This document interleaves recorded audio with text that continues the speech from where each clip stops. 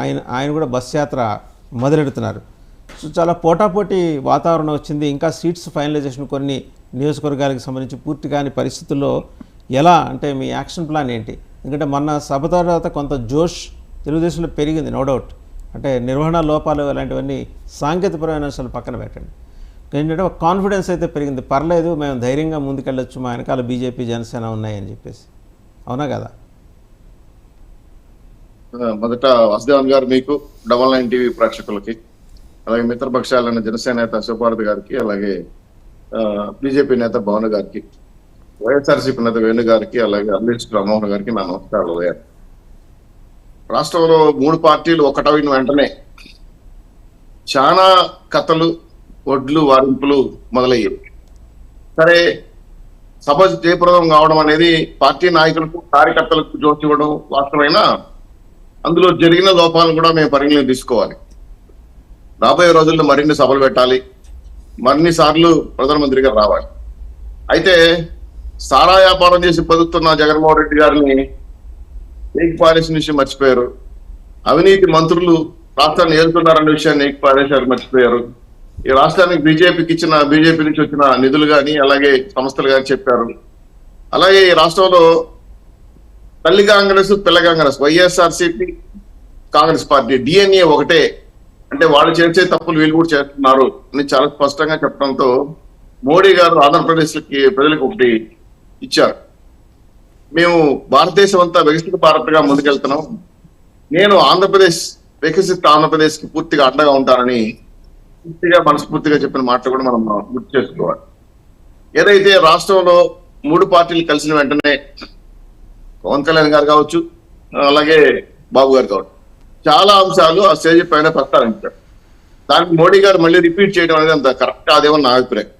అయితే రాబోయే సభల్లో ఈరోజు బీసీలు కావచ్చు, ఎస్సీలు కావచ్చు, మైనార్టీలు కావచ్చు, వైఎస్ఆర్సీపీ పార్టీ వల్ల ఈరోజు రాష్ట్రాన్ని పూర్తి స్థాయిలో అభివృద్ధిలో 30 ఏళ్ళు వెనక్కి తీసుకెళ్లిపోయి రాష్ట్ర భవిష్యత్తు ప్రశాంతంగా మారిపోయి, ఇంకా మళ్ళీ ఎలక్షన్ జరిగితే ఇప్పటికే రాష్ట్ర ఆస్తులు తాకట్టు పెట్టేసి అప్పులు చేసిన జగన్మోహన్ రెడ్డి గారు ఆ తర్వాత గెలిస్తే మమ్మల్ని మా ఆస్తుల మీద పడతారనే భయం రాష్ట్ర ప్రజలకు వచ్చేసింది. ఇదే కాకుండా ధరల విషయంలో కావచ్చు, ప్రతిపక్షాల మీద జరుగుతున్న దాడులు కావచ్చు, కేసులు కావచ్చు, నేను అనేక సందర్భాలను ప్రస్తావించాను. సార్ 70,000 కేసులు పెట్టారు సార్ జనసేన తెలుగుదేశం పార్టీ మీద.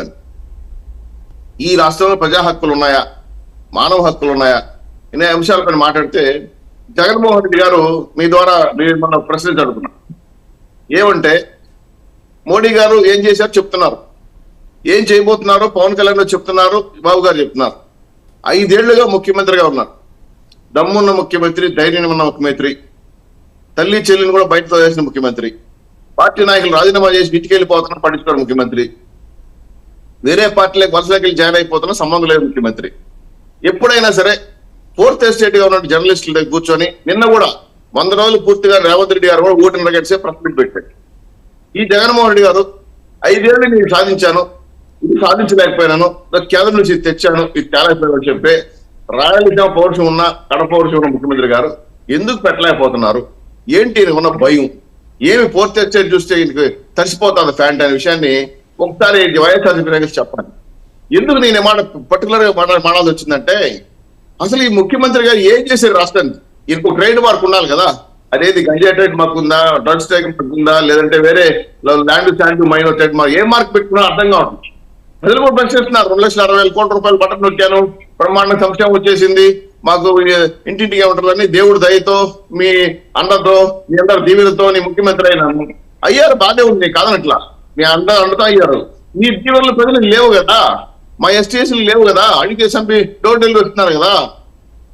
ఇటువంటి సిచ్యువేషన్ లో నా ఎస్సీలు, నా బీసీలు, నా మైనార్టీ అని చెప్పిన జగన్మోహన్ రెడ్డి గారు ఈరోజు రాష్ట్రాన్ని ఇటువంటి పరిస్థితి తీసుకురావడానికి కారణం ఏంటి అనే అంశం వినాలని 5 కోట్ల ఆంధ్ర ప్రజల మనోభావాలు దెబ్బతిన్న విధంగా ప్రెస్ మీట్ పెట్టుకుంటున్నారు. ఇంకోటి ఏంటంటే 2 కళ్ళు సమాజానికి 4th ఎస్టేట్. ఎందుకు కళ్ళు మూసేస్తున్నారు మీరు? ఒక సాక్షి పేపరు, సాక్షి టీవీ చూడాలి, మేము వేరే టీవీలు చూడకూడదా?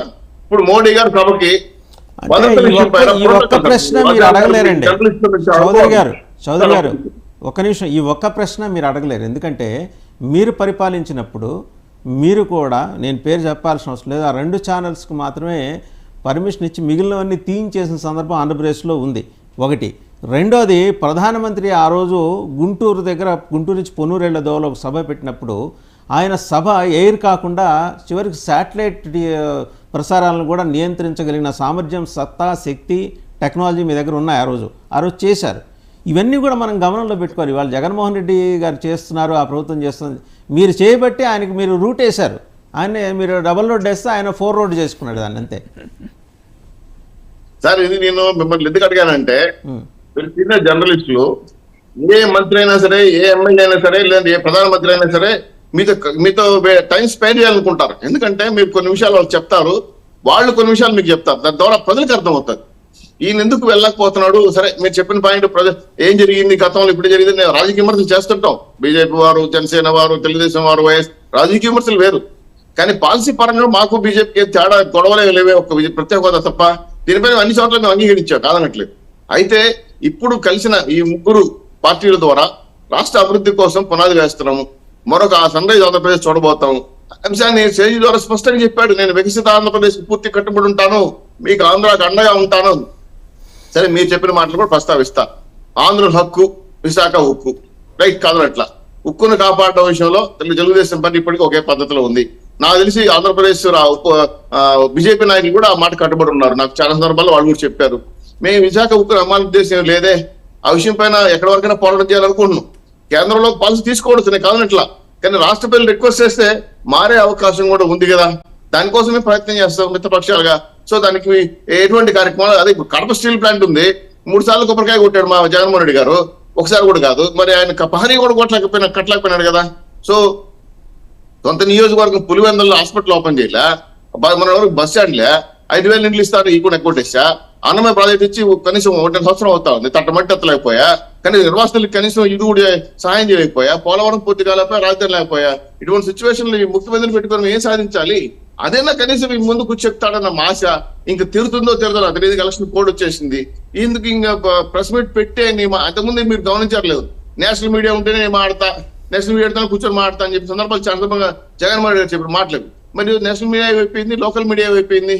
ఇన్ని సందర్భాల్లో ఎందుకు ప్రస్తావించి వచ్చిందంటే, అధికార పార్టీ నాయకులు, అధికార ప్రతినిధులు ఏదో మాట్లాడుతుంటారు తప్ప శాండిటీ లేదు. ఒక ముఖ్యమంత్రి గారు వచ్చి నీ రాష్ట్రానికి చేశానని చెప్తే మీరైనా నేనైనా అది ఒక శాండిటీగా భావిస్తారు. ఆ మాటే లేదు కదా. ఎక్కడో ఆయన సొంత పత్రికలు కూర్చుంటారు, మాట్లాడుకుంటారు, సాక్షి టీవీ తప్ప ఇంకేం మాట్లాడరు. ఇటువంటి సిచ్యువేషన్ లో రాష్ట్ర ప్రజలు ఆశలు తిరిగేది ఎట్లా, రాష్ట్రం ఏ సాధించారు ఎలా తెలిసేది మాకు. కాబట్టి ఒకసారి జనసేన అధికార ప్రతినిధి శివపార్వతి సార్, ఈరోజు 3 పార్టీలు వైసీ ముక్త ఆంధ్రప్రదేశ్ గా మార్చాలని రాష్ట్ర ప్రభుత్వంలో నిర్ణయానికి వచ్చాం. ఆ దిశగా పయనిస్తున్నాం. ఈ సభతో జగన్మోహన్ రెడ్డి గారి కౌంట్ డౌన్ స్టార్ట్ అయింది. ఓను కూడా మొదలు పెట్టారు. ఆల్రెడీ పార్టీ నాయకులతో భయపడుతున్నారు. సో మీరు సక్సెస్ఫుల్ గా విజయం సాధిస్తారు. నమ్మకం, ధైర్యం, ఆత్మవిశ్వాసం ప్రజలు మాకు ఇచ్చారని మీ ద్వారా కోరుకుంటాం. రైట్. శివపార్వతి గారు, మధ్యలో ఏంటండి ఏదో కింద మీద పడి మీరు ప్రయత్నం చేసి కలిసికట్టుగా పాప ఆయన పవన్ కళ్యాణ్